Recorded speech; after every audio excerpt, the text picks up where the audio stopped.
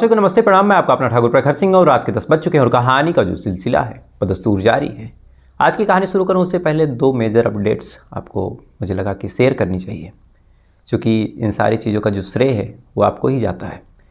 पहला कि अपने इस चैनल पे यानी जो प्रखर टू क्राइम का चैनल है, इस पे 1 करोड़ से ज़्यादा व्यूज़ पूरे हो गए।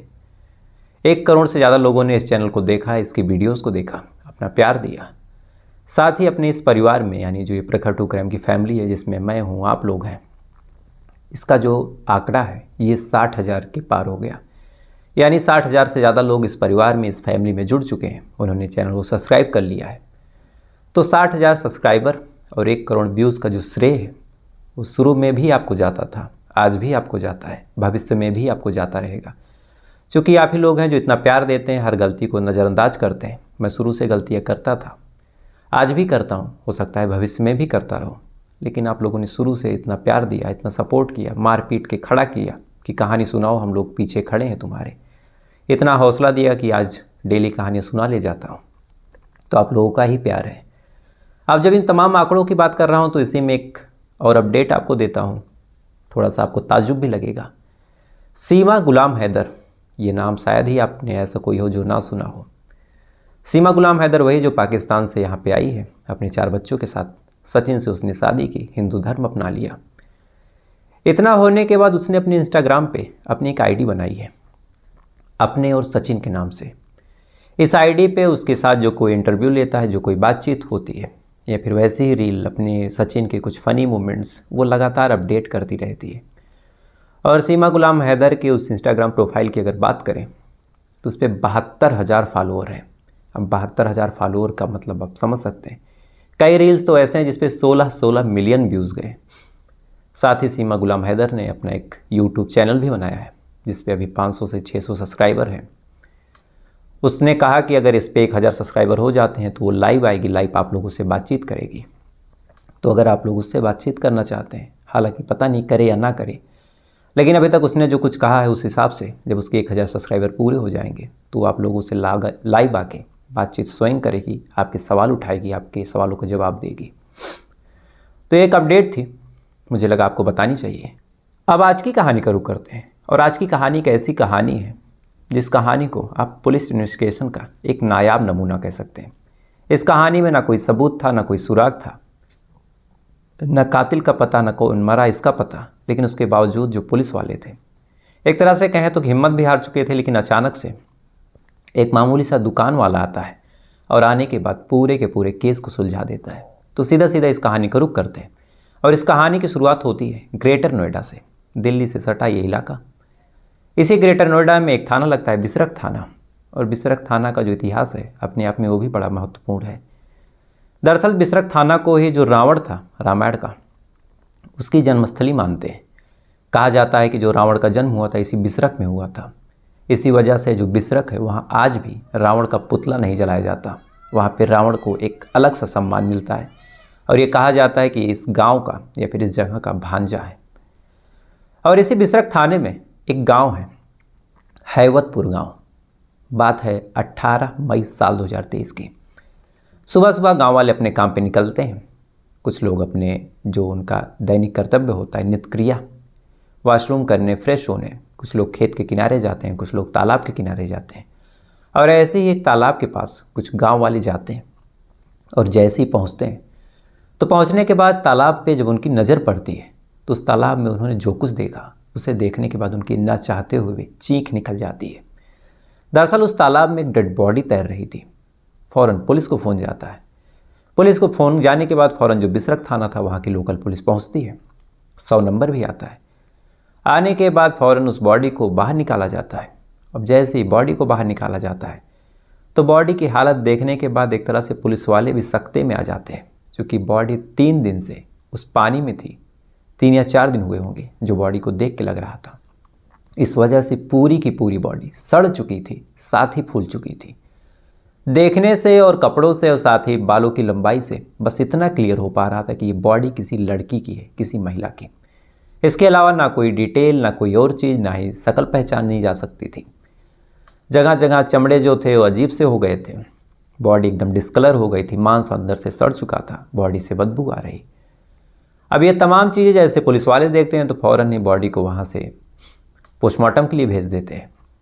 आसपास के लोगों से पूछताछ करते हैं कि क्या किसी के घर की ये लड़की है, क्या किसी ने यहाँ पे सुसाइड किया है या फिर कोई और बात। अब आसपास के लोगों से जब पूछताछ की जाती है तो सारे लोग मना कर देते हैं और कहते हैं कि साहब हमें कोई आइडिया नहीं। अब पुलिस वाले इधर बॉडी को पोस्टमार्टम के लिए भेजते हैं, साथ ही अब इधर ये छानबीन करना बाकी था कि ये लड़की है कौन। इसीलिए इस लड़की की तस्वीर लेते हैं। तस्वीर लेने के बाद फिर जगह जगह इस तस्वीर के सहारे खोजबीन शुरू करते हैं। लेकिन फिर वही दिक्कत थी कि जिस हिसाब से बॉडी की हालत थी, जिस हिसाब से वो लाश थी, पूरी तरह सड़ चुकी थी। अगर जिसके घर की भी होगी उसके सामने अगर वो डेड बॉडी दिखाई जाए तो भी शायद ही वो बड़ी मुश्किल से पहचान कर पाए। तो ऐसे हाल में आप पहचान कैसे हो। पुलिस वालों को लगा कि हो सकता है कि किसी के घर की गायब हो। एक आध दिन रुक जाते हैं, कोई ना कोई तो आएगा कंप्लेन करने, यहाँ से मामला सुलझ जाएगा।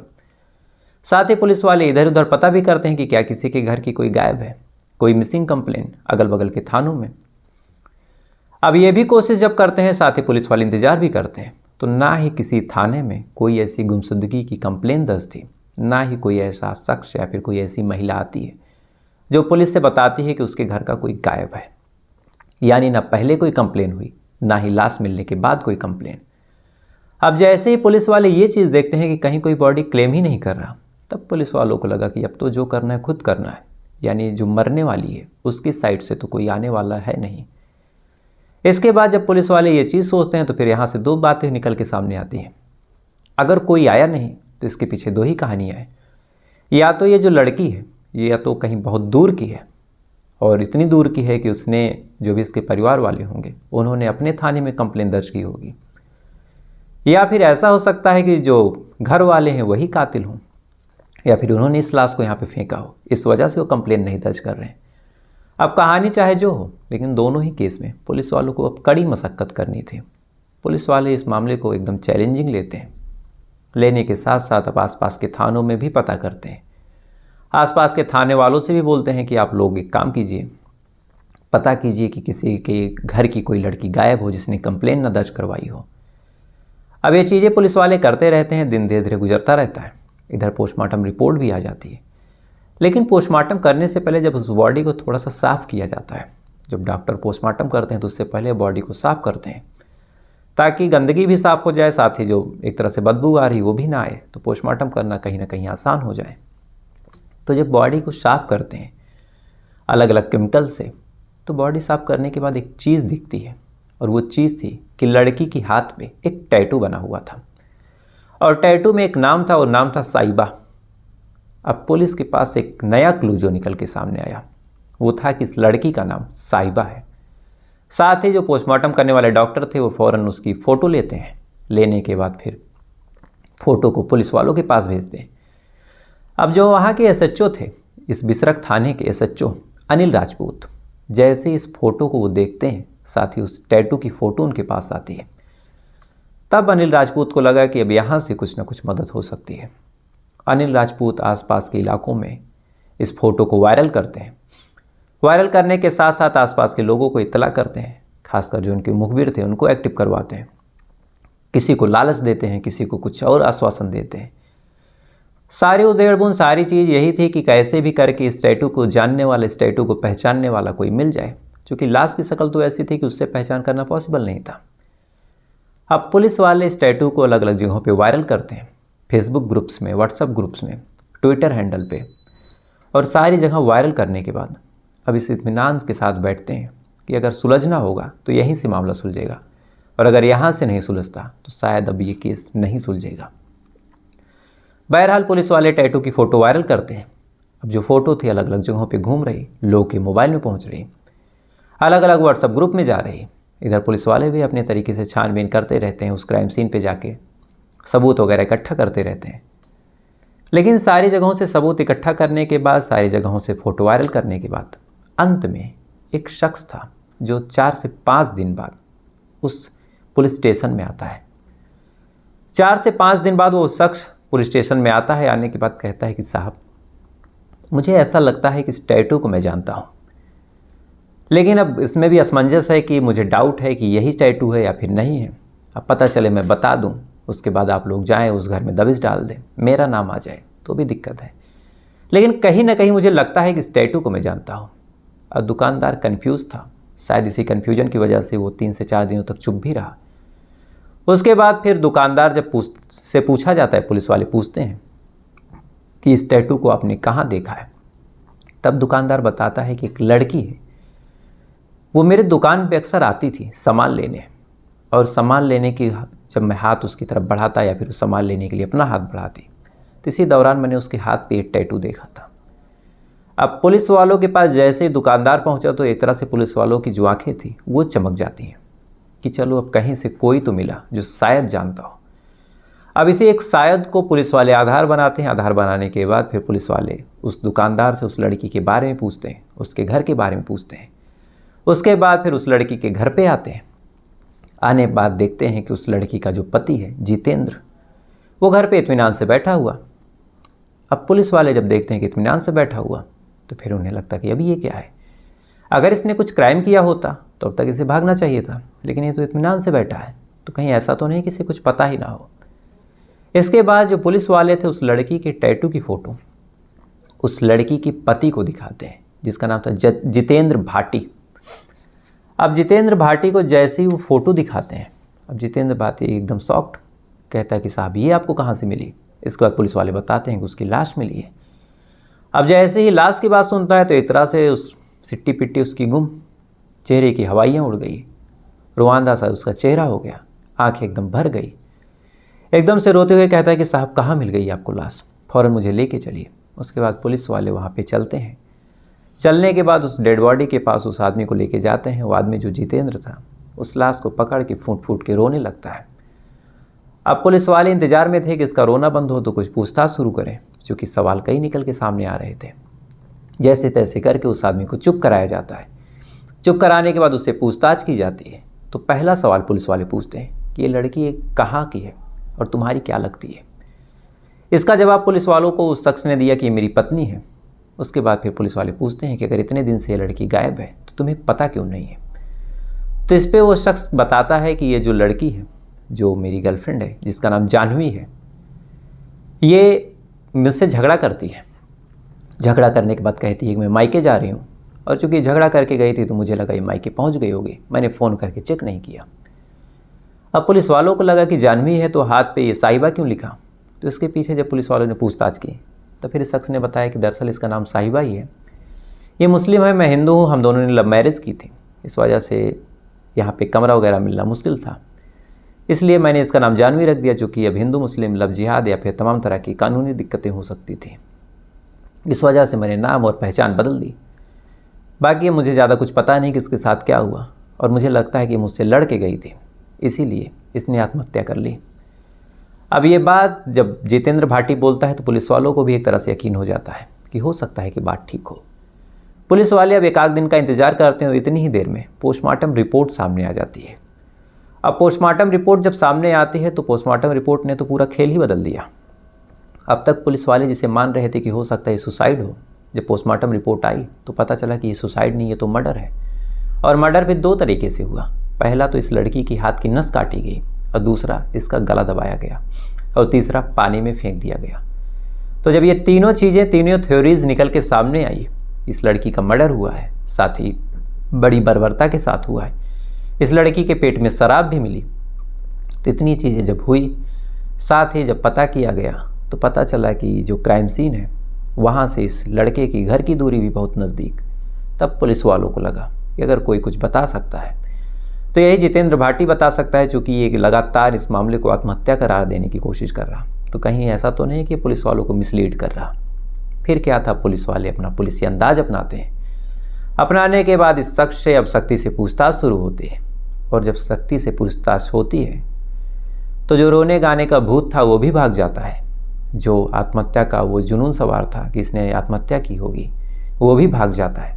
और जितेंद्र भाटी तोते की तरह बोलता है और अपनी कहानी बताता है। और इस कहानी के हिसाब से जो जितेंद्र भाटी है, साल 2022 में एक बार इंस्टाग्राम चला रहा था। इंस्टाग्राम चलाने के दौरान उस इंस्टाग्राम पे इसने एक आईडी देखी। आईडी थी साहिबा खान की। आईडी को लगातार वो फॉलो करने लगा, फॉलो के बाद लाइक करने लगा। ये लड़की लगातार रील बनाती, रील बना के अपलोड करती, सोशल मीडिया पे हमेशा एक्टिव रहती, हर एक रील पे ये लाइक करता, कमेंट करता, मैसेज करता। तो काफ़ी टाइम तक जब ये लाइक कमेंट मैसेज का सिलसिला चलता रहा तो फिर उस लड़की ने भी इसके अंदर इंटरेस्ट दिखाया। धीरे धीरे बात हो गई, बात होने के बाद धीरे धीरे दोनों में दोस्ती हो गई, दोस्ती आगे बढ़ी, दोनों में प्यार हो गया। अब जब प्यार हुआ तो प्यार होने के बाद पता चला कि जो लड़का है वो हिंदू है, जो लड़की है वो मुस्लिम। लेकिन अब प्यार था तो एक दूसरे के साथ जीना मरना भी था, इसीलिए वो लड़की यानी साहिबा खान और ये जो लड़का था जितेंद्र भाटी, ये दोनों अपने अपने घर से भागते हैं। दोनों ही गाजियाबाद के रहने वाले थे। भागने के बाद एक मंदिर में शादी कर लेते हैं और शादी करने के बाद गाजियाबाद में ही सुदामापुरी में रहने लगते हैं। सुदामापुरी में रहने लगते हैं। रहने के बाद दोनों में अब प्यार धीरे धीरे बढ़ रहा, शादीशुदा ज़िंदगी आगे बढ़ रही। लेकिन जैसे जैसे वक्त गुजर रहा, कुछ टाइम तक तो बिल्कुल सारी चीज़ें ठीक चली, लेकिन अब वक्त गुजरने के साथ साथ इन दोनों में अब तकरार होने लगी। दरअसल जो जितेंद्र भाटी था वो कैब ड्राइवर था। कैब ड्राइवर होने के साथ साथ पैसे भी कम थे। इधर जो उसकी बीवी थी, जिसका नाम उसने जानवी रख दिया बाद में, साहिबा खान। साहिबा खान दिन भर सोशल मीडिया पे एक्टिव रहती। उसके बाद इतने दिनों तक उसने जो अपना हुलिया बनाया था वो महज मेकअप और अलग अलग फैंसी चीज़ों की ही बदौलत था। शादी के बाद उसे पता चला कि ये जो लड़की है उससे 10 साल बड़ी है और जितनी खूबसूरत वो दिखती है उतनी खूबसूरत एक्चुअल में है नहीं। साथ ही उसके इंस्टाग्राम से भी उसको अब दिक्कत होने लगी कि लगातार ये रील बना रही है, लगातार लड़के कमेंट कर रहे हैं, तो कहीं ना कहीं वो मना करने लगा। अब जब मना करने लगा तो फिर जो प्यार जो मोहब्बत इन दोनों के बीच थी वो भी ख़त्म होने लगी। अब आए दिन दोनों के बीच झगड़ा, आए दिन दोनों के बीच तकरार। यह सिलसिला लगातार चलता रहा, वक्त धीरे धीरे गुजरता रहा और कहीं ना कहीं एक वक्त ऐसा भी आया कि जब दोनों ही अब एक दूसरे से नफरत करने लगे। अब नफरत करने लगे इधर, फिर अब जो ये लड़की थी ये भी लगातार अब कहने लगी कि ऐसे अकेले कब तक रहेंगे, तुम मुझे अपने घर पे ले चलोगे, अपने माँ बाप से मिलाओ। इधर जितेंद्र भाटी कह रहा था कि तुम मुस्लिम हो, मैंने तुमसे शादी की है, मेरे घर वाले तुमको कभी एक्सेप्ट नहीं करेंगे। अब जैसे ही लगातार ये बातें बोलता तो उधर वो जो साहिबा खान थी वो कहती कि नहीं, चाहे जैसे करो, अपने माँ बाप को समझाओ। या नहीं, अब आए दिन इन दोनों के बीच हर एक टॉपिक पे तकरार होने लगा, आए दिन इन दोनों के बीच झगड़ा होने लगा।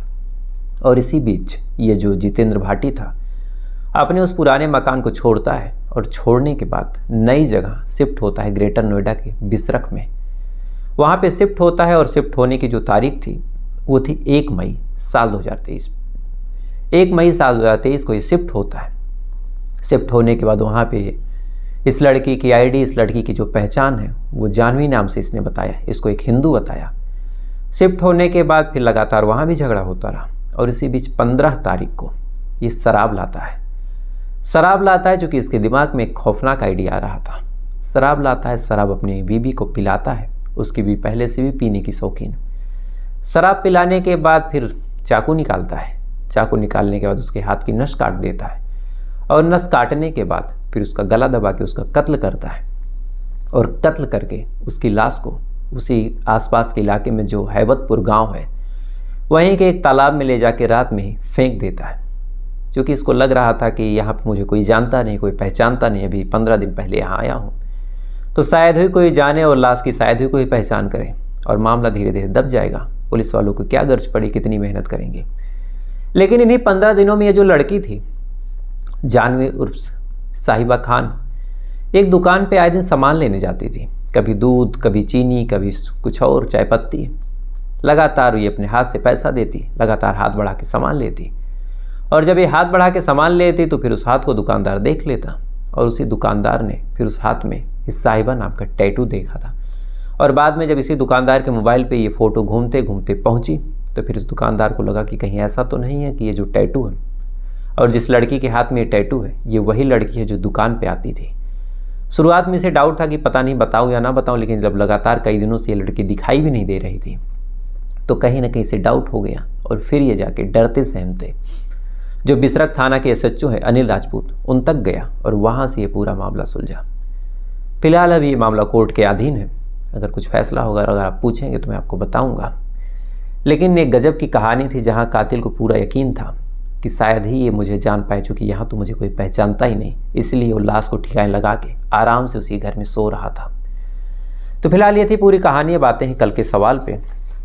और कल का मेरा सवाल था कि इनमें से कौन सा ऐसा मंदिर है जिस मंदिर को एक तरह से ये माना जाता है कि एक कबूतर का जोड़ा था जिसने शंकर भगवान से सृष्टि के सृजन का रहस्य सुन लिया था, और फिर उसी मंदिर को इस कबूतर के आवाज़ के रूप में भी जाना जाता है। तो मैंने 4 ऑप्शन दिए थे। चारों ऑप्शनों में से जो सही ऑप्शन है वो है केदारनाथ। दरअसल केदारनाथ जो मंदिर है, इस मंदिर के बारे में ये कहा जाता है कि केदारनाथ की गुफा में जो भगवान शंकर जी हैं वो माता पार्वती को सृष्टि के सृजन यानी उत्पत्ति का ज्ञान दे रहे थे। जब ये ज्ञान दे रहे थे तो उसी टाइम वहाँ पे 2 कबूतर जोड़े थे। उन्होंने उस ज्ञान को सुन लिया। सुनने के बाद लगातार ये कबूतर जोड़े जन्म लेते हैं। जन्म लेने के बाद फिर उसी जो गुफा है उसी को अपना घर बना के ये कबूतर जोड़े रखे हुए हैं, और ये सिलसिला निरंतर चलता आ रहा है और ये सिलसिला निरंतर चलता रहेगा। तो इस सवाल का जो सही जवाब वो दिया है निहाल सिंह जी हैं। निहाल सिंह जी, इससे पहले भी इन्होंने एक सवाल का जवाब दिया था पर शायद इनका नाम फिल्टर हो गया था। राजकिशोर ठाकुर जी हैं, सोहनलाल सेतिया जी हैं, अमन राठौर जी हैं, बिशोक यादव जी हैं, दीपक जटराना जी हैं, लीला जी हैं ग्वालियर से, जीतू भाई देसाई जी हैं, अंशुल जलौन जी हैं, मनोज शर्मा जी हैं, ईश्वर गुप्ता जी हैं, धाकड़ ब्लॉग शायद इनके चैनल का नाम है, नर्मदा सोलंकी जी हैं, आरती मंगोलकर जी हैं, सुरेंद्र सिंह जी हैं, अजीत मीना जी हैं, साहजेब खातून जी हैं, मंजू जी हैं, जुल्फी हैदर जी हैं, मनमोहन पुन्नी जी हैं, बिश्नोई जी हैं जोधपुर से। इनका नाम मुझे एग्जैक्टली याद नहीं था, इन्होंने अपना नाम लिखा भी नहीं, शायद ये कुछ गौ सेवा का काम करते हैं। और नरेंद्र तिवारी जी हैं गोरखपुर से। तो आप तमाम लोगों ने बिल्कुल सही जवाब दिया, तो आप तमाम लोगों को दिल से शुभकामनाएं। अब आते हैं आज के सवाल पे। और आज का मेरा सवाल है कि जो मैंने आपको कहानी सुनाई इसकी शुरुआत में मैंने रावण के बारे में बताया था, तो रावण के कितने लड़के थे, यानी रावण की संतानें कितनी थी।